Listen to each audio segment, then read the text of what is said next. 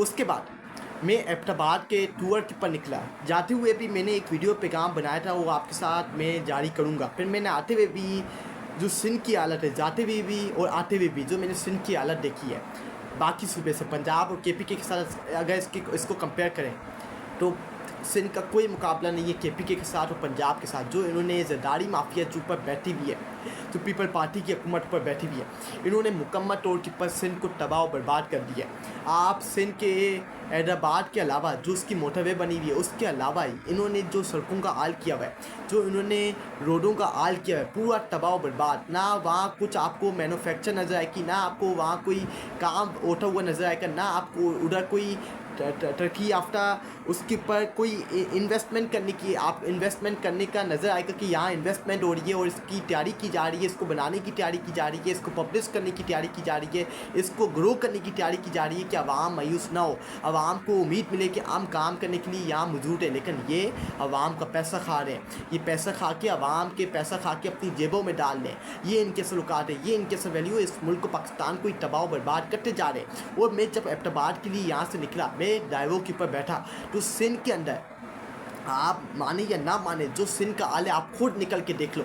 जो ये लगाते हैं ना नारे, पीपल पार्टी जिंदाबाद, आसिफ अली जरदारी इस पाकिस्तानी सियासत का बादशाह है, भाई माफ़ कर दो। ये जो पटवारी, ये जो जिनको पढ़े लिखे भी जाहिल हैं जो इसके अंदर शामिल है, भाई कब तुम लोग समझोगे, कब तुम्हें अक्ल आएगी, कब तुम लोगों के दिमाग खुलेंगे और देखोगे कि इन्होंने मुल्क का, पाकिस्तान का क्या हाल कर दिया। और ये इमरान अहमद खान नियाज़ी का शुक्र अदा करना चाहिए कि उसने इस पाकिस्तानी 25 करोड़ आवाम की आंखें खोली है, उससे पाकिस्तानी कौम को आगे गाइड किया कि ये आपके मुल्क को, पाकिस्तान को तबाह बर्बाद कर रहे हैं। और आप देखो, निकल के देखो कि जरदारी माफिया ने सिंध का क्या हाल कर दिया है। आप निकल के देखो, अपने घरों से निकल के देखो कि जरदारी माफिया ने सिंध का क्या हाल कर दिया, बुरा हाल कर दिया। सिंध को इन्होंने छोड़ा नहीं है, इन्होंने सिंध को माफ़ नहीं किया, पूरा सिंध इन्होंने तबाह बर्बाद कर दिया।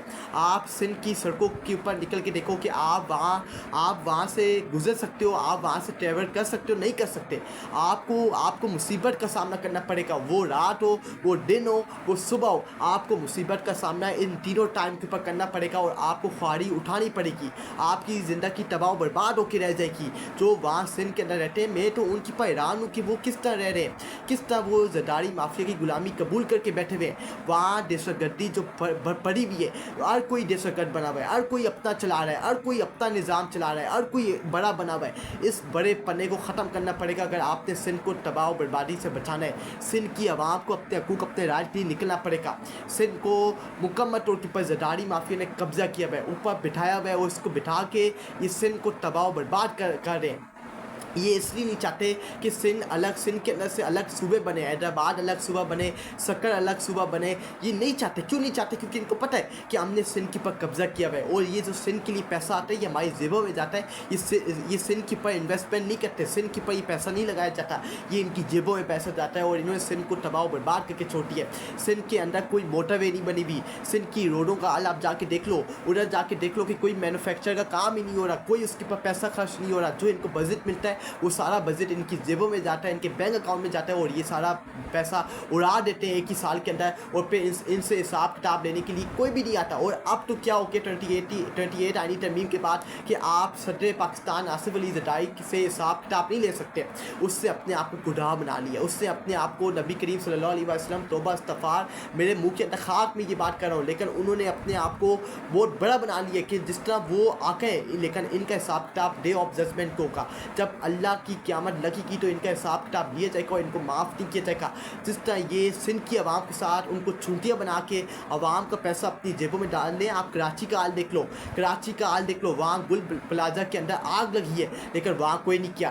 पूरी रात आग लगी रही, वहाँ उसके गुल प्लाजा के अंदर आवाम थी, आवाम लोग थे, वहाँ मजदूर थे, वहाँ काम करने वाले थे, लेकिन उनकी मदद के लिए सिंध हुकूमत से कोई नहीं उठा। मुराद अली शाह पूरी रात अपने घर के अंदर सोता रहा, पीटा रहा, खाता रहा, उसको कोई फिक्र नहीं थी कि गुल प्लाजा के अंदर आग लगी हुई है और वहाँ आवाम सो रही है, आवाम वहाँ मुसीबत के अंदर है, आवाम वहाँ मर रही है, आवाम लोगों की जानें जा रही हैं, आग लगी हुई है। एक कराची के अंदर, एक सूबे के अंदर जहाँ से पूरा पाकिस्तान चलता है, वो एक सूबा जहाँ गुल प्लाजा के अंदर जहाँ से लोग आते हैं हमेशा हर महीने, उनको 1 अरबों का फ़ायदा होता है। जो दुकानदार वहाँ बहुत ज़्यादा दुकानदार वहाँ कुल प्लाजा के अंदर, सदर के अंदर, ये सदर के अंदर मुकीम है कुल प्लाजा, और वहाँ रमज़ान से पहले उधर आग लग गई और सारी बिल्डिंग तबाह बर्बाद हो गई है, और लोगों की कीमती जो लोगों की जानें थी वो भी चली गई हैं, क्योंकि ये सिंध हुकूमत है, ये ज़रदारी माफिया है, ये जब तक बैठे रहेंगे ये सिंध को तबाह बर्बाद करके छोड़ेंगे।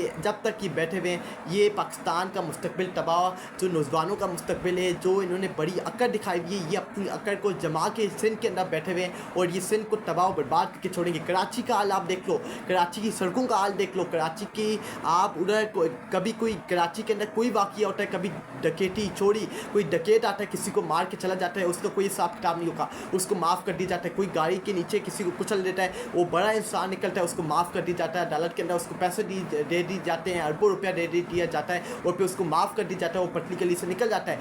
कोई गटर का नाला आता हुआ है और कोई बच्चा जाके वहाँ गिर जाता है, और ये वाक़या पाकिस्तान के अंदर हर साल होता है और हर साल इसके ऊपर बहस होती है, लेकिन इसके ऊपर काम नहीं होता, इसके ऊपर पैसा नहीं लगाया जाता, क्योंकि कराची की आवाम को, सिंध की आवाम को चूंटियाँ बनाया जा रहा है। और ज़रदारी माफिया जब तक कराची के अंदर, सिंध के अंदर बैठा रहेगा, जब तक इसकी जो बड़ी अकड़ है कराची के अंदर जम के बैठी रहेगी, कराची की आवाम जब तक नहीं निकलेगी, सिंध की आवाम जब तक नहीं निकलेगी, ये ज़रदारी माफिया का खात्मा नहीं होगा। ज़रदारी माफिया का खात्मा करना बड़े आल ज़रूरी है, क्योंकि ये जिस तरह हमने पाकिस्तान तरीके से आपने पीएम लाइन का वहाँ से असर नसर कर दिया, तबाह बर्बाद कर दिया, उनकी पॉलिटिक्स को ख़त्म कर दिया है, और आवाम, पंजाब की आवाम जाग उठी है। आप देखें, ये कहते हैं ना कि पंजाब जब अभी सोहेल अफरीदी पीछे आया था पंजाब का दौरा करने 26 दिसंबर से 29 दिसंबर तक पंजाब का दौरा करने आया था, पंजाब किया था, रॉल किया था, तो उस्मा बुखारी जो इनकी वज़ीर है टीवी के ऊपर बैठ के कहती है कि अगर आप पंजाब आए हो सोहेल अफरीदी, तो आप पंजाब को यूरोप जैसा फील करोगे। तो मैं इनको ये कहना चाहता हूँ, मैंने उस वक्त भी कहा, मैं फिर कहना चाहता हूँ कि अगर आप ये बयान दे रही हो ना कि पंजाब यूरोप जैसा बन के यूरोप जैसा हो गया है, तो मैं कहना चाहता हूँ कि पंजाब के अंदर निकलो, पंजाब की आवाम के पास जाओ, एक आवाम के पास जाओ, एक दुकानदार के पास जाओ, एक लोगों के पास जाओ, माए बहनों के साथ, नौजवानों के पास जाओ और बोलो मरियम नवाज़ को अपनी जो वज़ीर आला है, जारी वज़ीर आला, उसका हाथ पकड़ो और आवाम के पास उसको लेके जाओ और बोलो आवाम को कि हम आए, हमने पंजाब को यूरोप जैसा बना दिया, देखते हैं आवाम का आगे से रिएक्शन कैसा होगा, आवाम आपके साथ रिएक्ट कैसे करेगी। आपको लग पता जाएगा कि आवाम आपके ऊपर लानतान करती है या आवाम आपको खड़े होकर सल्यूट मारती है। आपको लग पता जाएगा कि आपकी असल औकात क्या है, आपकी दो टकी की औकात नहीं है। अगर आज आपने पंजाब को यूरोप जैसा बना दिया ना, तो जाओ आवाम के ना निकलो। जिस तरह सोहेल अफरीदी कराची का दौरा कर रहा है, सिंध का दौरा कर रहा है, हैदराबाद जा रहा है, KPK जा रहा है, पंजाब जा रहा है, पूरे पाकिस्तान का दौरा कर रहा है, और आवाम की मोहब्बत उसके आवाम ने उसको अपने सरों में बिठाया हुआ है। आप भी कराची का दौरा करो, आप भी हैदराबाद जाओ, आप भी सिंध जाओ, आप भी KPK आओ, आप भी पंजाब के हर ज़िले के अंदर, हर सूबे के अंदर, हर शहर के अंदर जाके बताओ कि हमने पंजाब को यूरोप जैसा बना दिया। पे देखना कि पंजाब का आगे से रिएक्ट कैसे करती है, पंजाब की आवाम आपको सल्यूट करेगी या पंजाब की आवाम आपके ऊपर लानतान करेगी। आप सिंध का हाल उठा के देख लो, आज आप देख लो कि इन्होंने मुकम्मल तौर पर सिंध को तबाह बर्बाद कर दिए। सिंध के ऊपर जो ये कहते हैं ना कि सिंध को हमने कामयाब बना दिए, सिंध के अंदर काम वगैरह हो रहे हैं, ये सब कुछ फ्रॉड है, ये सब कुछ झूठ है। सिंध के अंदर कोई काम नहीं हो रहा, कोई काम नहीं हो रहा, सिंध के ऊपर कोई इन्वेस्टमेंट नहीं की जा रही, कोई पैसा नहीं लगाया जा रहा, और ये ज़रदारी माफिया जब तक बैठा हुआ है कोई सिंध के ऊपर पैसा नहीं लगाया जाएगा। सिंध को तबाह बर्बाद करके छोड़ेंगे। ये जो ऊपर ज़रदारी माफिया बैठा हुआ है, पीपल पार्टी की हुकूमत बैठी हुई है, पिछले 20 सालों से इन्होंने तबाह बर्बाद कर दी है। सिंध का वो असर है, आप इसको पंजाब और KPK के साथ कंपेयर नहीं कर सकते। अगर आप पंजाब और KPK के साथ सिंध को कंपेयर करोगे तो ये बहुत बड़ी ज़्यादती है, और आपकी अकल के ऊपर सबसे बड़ा सवाल ये निशान खड़ा होगा अगर आप सिंध को पंजाब और KPK के साथ कंपेयर करोगे, क्योंकि सिंध का पंजाब और KPK के साथ कोई मुकाबला नहीं है। KPK और पंजाब सिंध से बहुत आगे है। सिंध के ऊपर ज़रदारी माफिया बैठा हुआ है और इससे सिंध को तबाह बर्बाद कर दिया है, और ये बताता है कि मैंने सिंध को ऐसा बना दिया है कि कोई भी सिंध आएगा तो उसका इस्तकबाल ऐसे किया जाएगा, उसका वेलकम ऐसे किया जाएगा, और सिंध को देख के आवाम के दिल भर जाएंगे। ये दिल बनने की बात है तो तुम्हारे ऊपर लानत है। तुम पाकिस्तान की सियासत के अंदर क्यों आए हो? तुम्हें लाने वालों की पर लानत है, तुम्हें सदर पाकिस्तान बनाने वालों की पर लानत है। बंद कमरों के अंदर जो मुल्क के फैसले करते हैं और इन जैसी यजीदो फ़ोनों को, करप्ट लोगों को इस तरह दे देते हैं कि आपका कोई हिसाब किताब नहीं होगा। उनकी पर भी लानत बेचना चाहता हूँ जिन्होंने इनको ये अथॉरिटी दे दी है कि अब आपका कोई हिसाब किताब नहीं होगा। का सबसे सवालिया निशान ये कि जब तक इन चोरों का, करप्ट लोगों का, जब तक इनके पर हाथ डाले नहीं जाएंगे, पाकिस्तान आगे नहीं बढ़ेगा, पाकिस्तान अपने पाँव पे खड़ा नहीं होगा। इन्होंने सिंध का वो हाल कर दिया है कि मैं देखता हुआ आ रहा हूँ, पूरा पाकिस्तान देखे, पूरा पाकिस्तान आगे देखे और फिर बताया कि सिंध का क्या हाल है। क्या हम सिंध को KPK और पंजाब के साथ कंपेयर कर सकते हैं? क्या हम सिंध को किसी और पाकिस्तान के सूबे के साथ, शहर के साथ, कश्मीर, पिंडी, इस्लामाबाद के साथ कंपेयर कर सकते? नहीं कर सकते।